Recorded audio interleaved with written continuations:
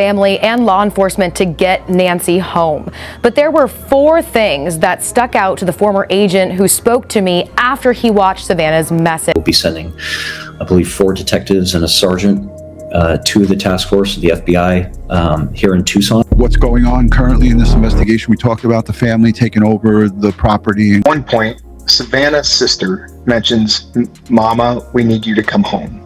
So she's talking directly to the victim as if she has control of. This wasn't random. That's the exact sentence an FBI source allegedly whispered after reviewing the newest digital evidence in the Nancy kidnapping case. And when that sentence leaked, everything changed. Because according to federal insiders, the investigation is no longer just about a masked man on a porch. It's about what happened before that night. It's about phone calls that were never supposed to surface. It's about a timeline that doesn't fully match public statements. And it's about 2 names that are now quietly being discussed inside the investigation. Tommaso, Savannah. Now, before you say, "There's no way," let me ask you something. Why did a deleted call log reappear in back-end recovery data? Why did a device ping near the property at a time that was never mentioned publicly?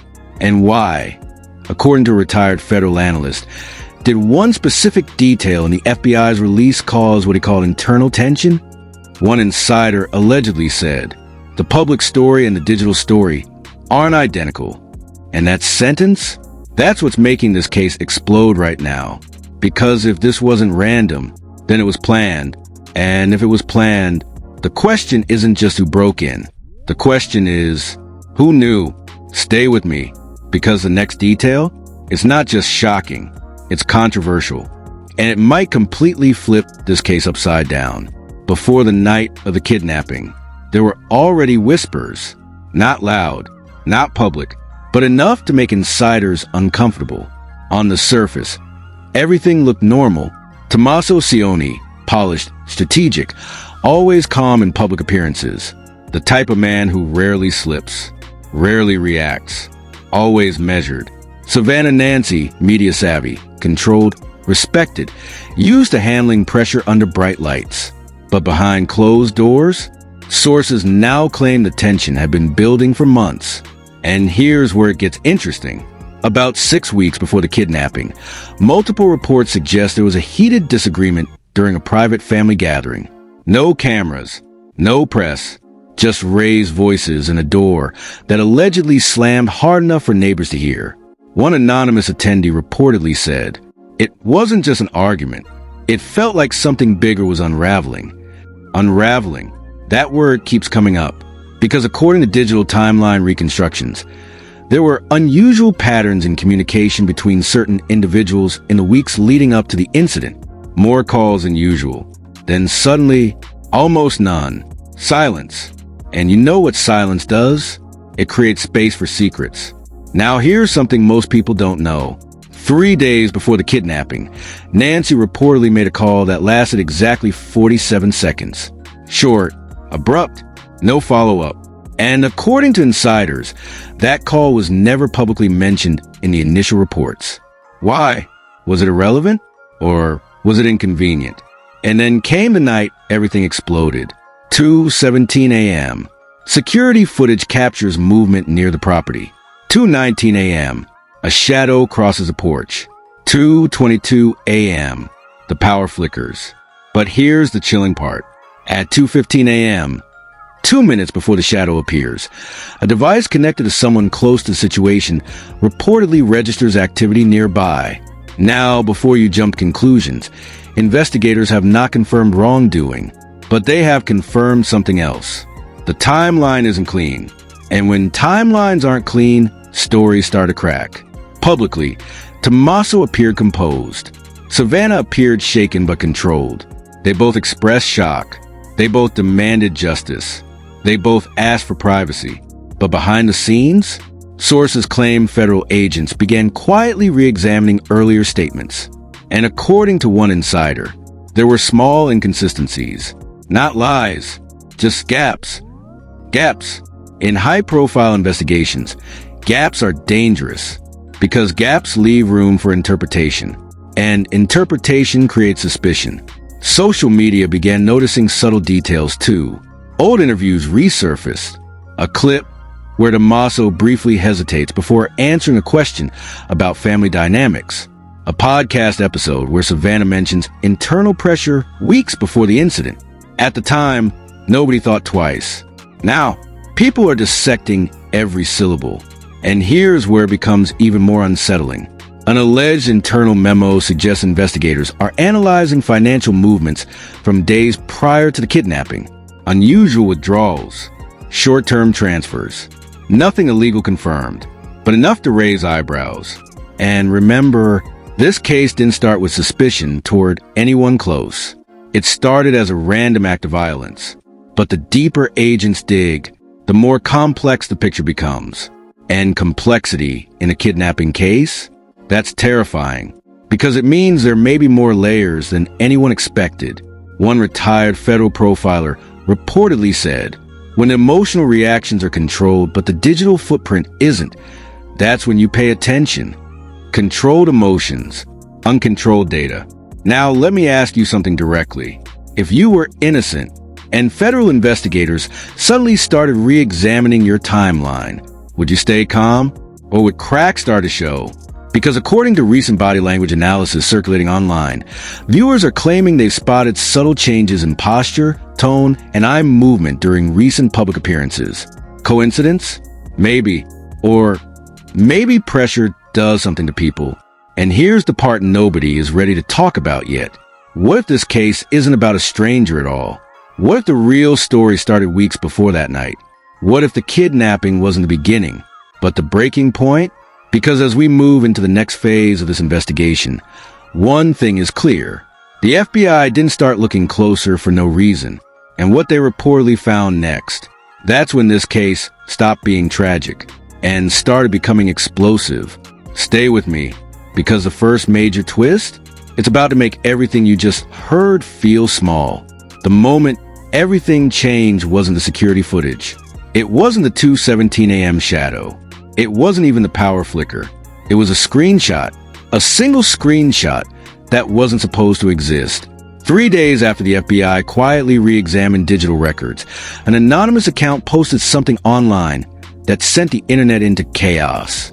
A blurred contact name, a timestamp 1:48 a.m., and one message that read, "It has to happen tonight. No more delays." Within minutes, the post was deleted. Within hours, it was everywhere, because internet users did what they always do. They zoomed in, they enhanced, they compared fonts. And according to multiple digital analysts on social media, the metadata allegedly matched a device linked to someone inside the family circle. Not confirmed, but close enough to spark outrage. And that's when the confrontation happened. According to sources close to the investigation, federal agents requested a private, off-camera interview. No press, no lawyers in the room initially, just two agents. One question, "Can you explain this message?" Silence, long silence. One insider claims the response wasn't denial. It was deflection. That's not what it looks like. But what does it look like? Because the timestamp is chilling. 1:48 a.m. Exactly 29 minutes before the porch camera detects motion. And here's where it gets darker.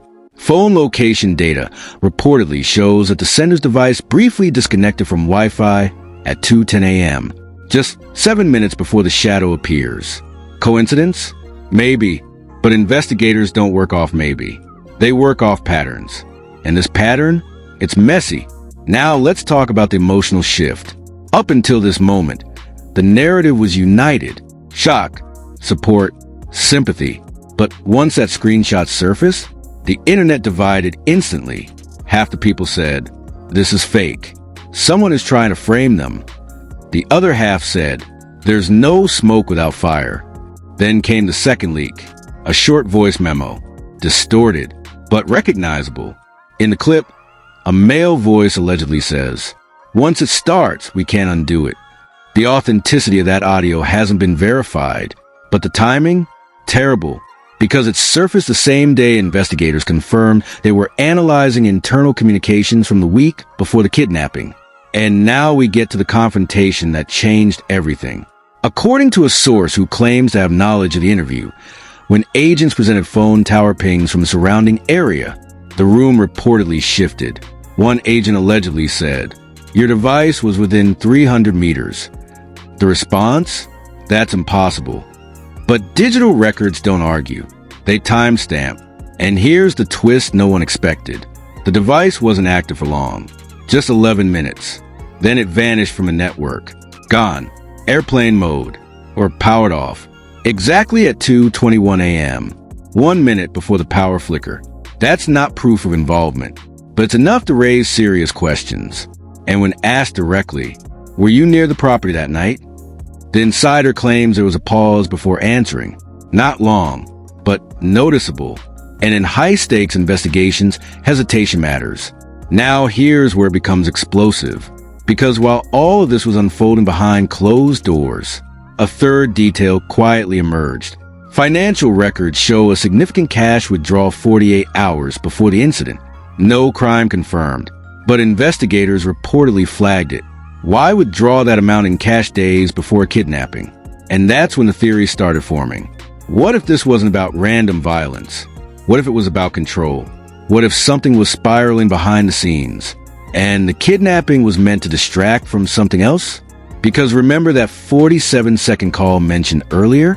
Investigators are now allegedly treating that call as critical. Why? Because the person on the other end of that call was not publicly disclosed before. And according to a source, that person is now being interviewed, quietly, away from cameras, away from media. And here's the most dangerous part. No arrests, no charges, but increased federal presence, which means one thing. They're not done. And if this first digital leak was enough to shake public trust, the next revelation could completely flip who the real suspect is. Because someone inside the story isn't telling the full truth. And when that truth finally comes out, it won't just shock you. It will divide everyone watching this. Stay with me, because the escalation that follows is bigger than a screenshot and much harder to explain. Just when the internet thought it had figured out the villain, the narrative flipped violently. Because late last night, a federal source allegedly confirmed something that shattered the inside job theory.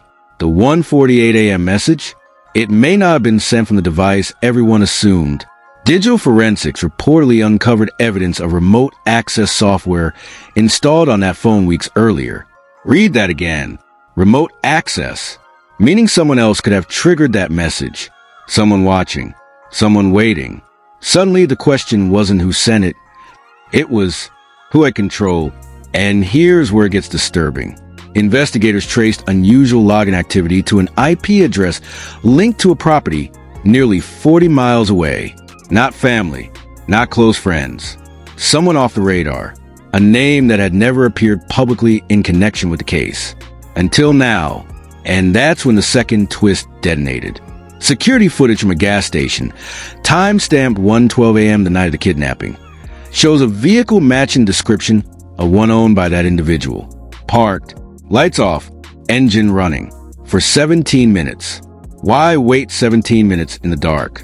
And why leave just minutes before the first power disruption at the victim's home? It gets worse. Because according to insider leaks, this individual had prior disputes involving financial pressure and alleged blackmail threats tied loosely to someone in the family circle. Not proven, but documented.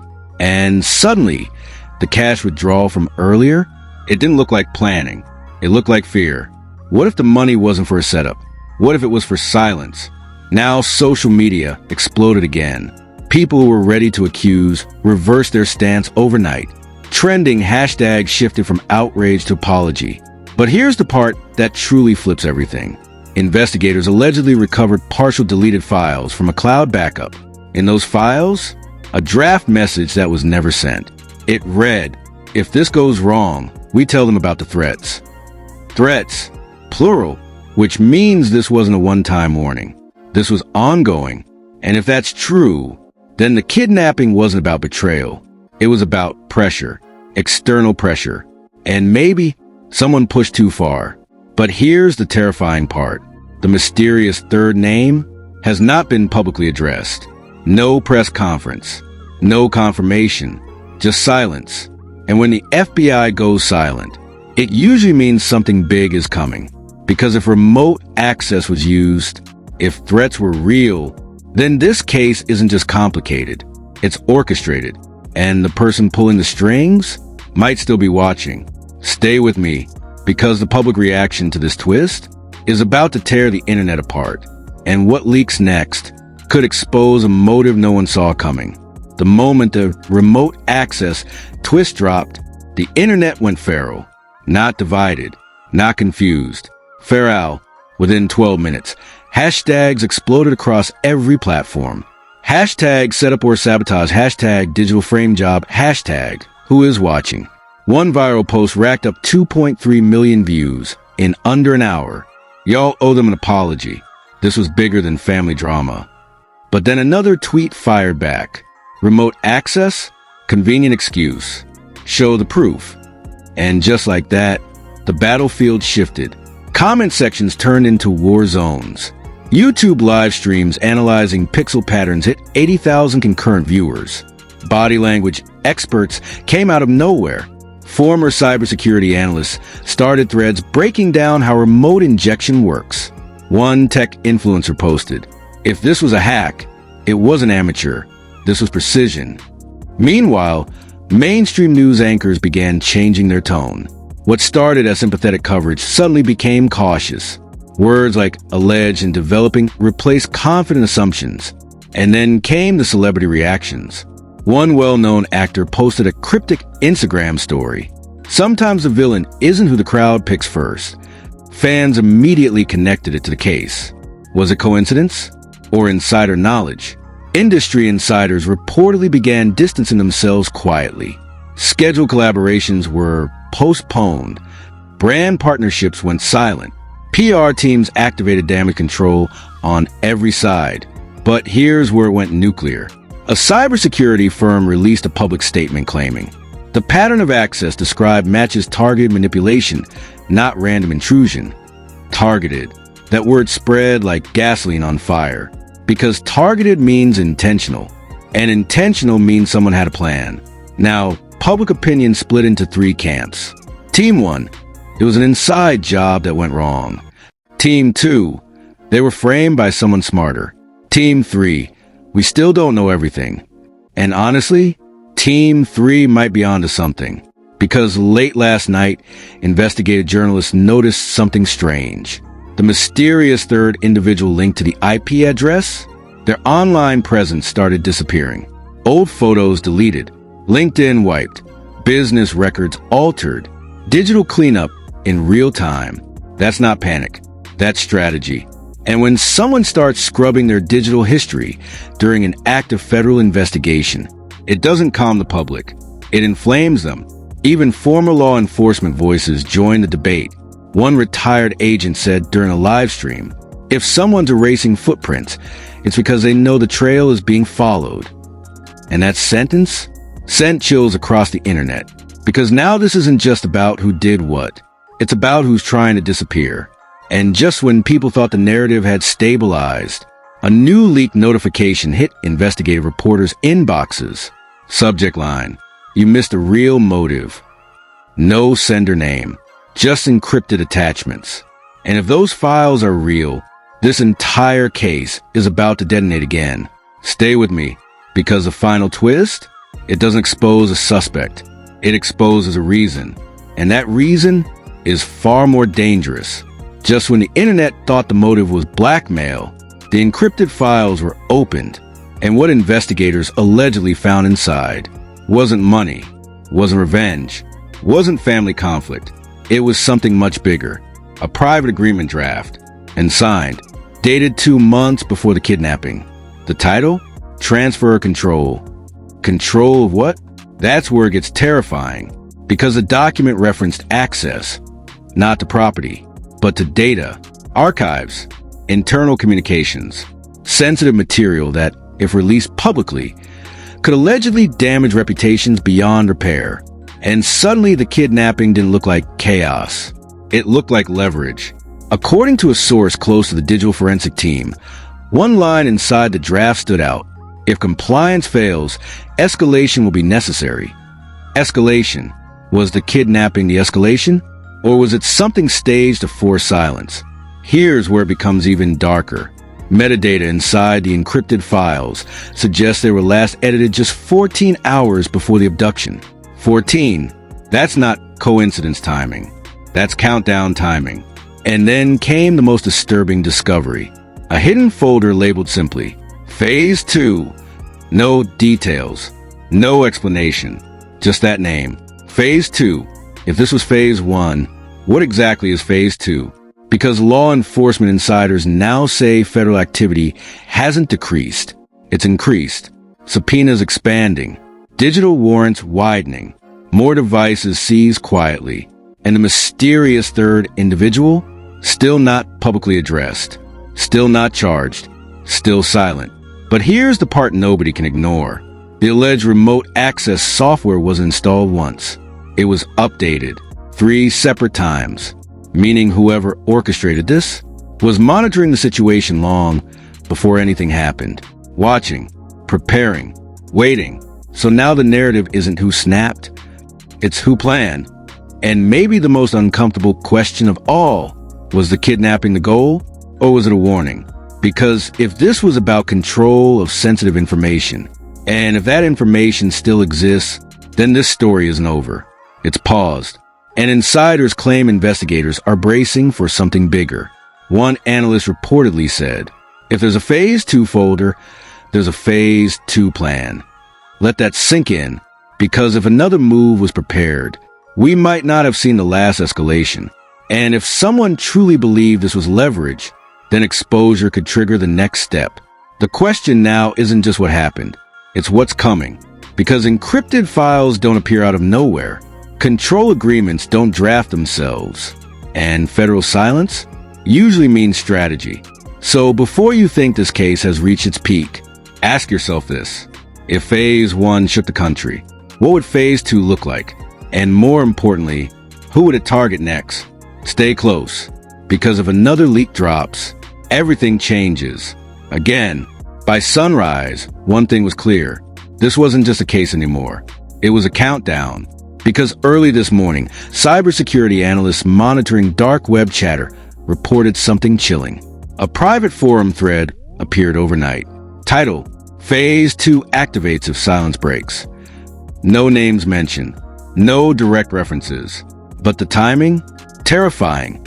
The post included a single image. A blurred screenshot of what appears to be a secure archive folder labeled Release Protocol. Now, here's the part that froze everyone. The timestamp on that image?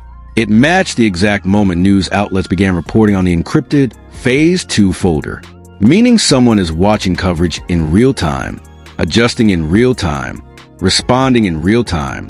That's not random behavior. That's tactical. Meanwhile, insiders claim federal officials have shifted focus from reaction prevention. Emergency digital containment protocols allegedly activated, which only happens when authorities believe information could be weaponized. Weaponized information. Let that sink in, because if this entire situation revolves around sensitive data, then whoever controls that data controls the pressure, and pressure makes people desperate. Now here's where the psychological twist hits. A source close to the investigation claims one individual involved has drastically reduced public appearances. Not hiding, not fleeing, just quiet, calculated quiet. And silence in moments like this is louder than panic. Social media is spiraling again. Some believe the kidnapping was a distraction. Others believe it was the message. But a new theory is gaining traction fast. What if Phase 2 isn't another physical move? What if it's exposure? Because according to digital risk analysts, if even a fraction of what's rumored in those encrypted drafts is real, the fallout wouldn't just damage one person. It would ripple across industries, across alliances, across reputations. Now imagine this. If someone believes they're about to lose control, would they escalate or negotiate? Because one cryptic post surfaced just an hour ago. No context, just a sentence. Deadlines create decisions. Deadlines. What deadline? And who's being pressured? Here's what makes this even more unsettling. There hasn't been another public leak, which means either investigators intercepted something or someone is waiting. And waiting is strategic, because the moment the next move happens, it won't just confirm a theory, it will expose the real motive. So now the country is holding its breath, not wondering who did it, but wondering who makes the next move. Because if phase 2 exists, it's already in motion. And when it drops, this won't be a controversy anymore. It will be a reckoning. Stay ready, because silence like this never lasts.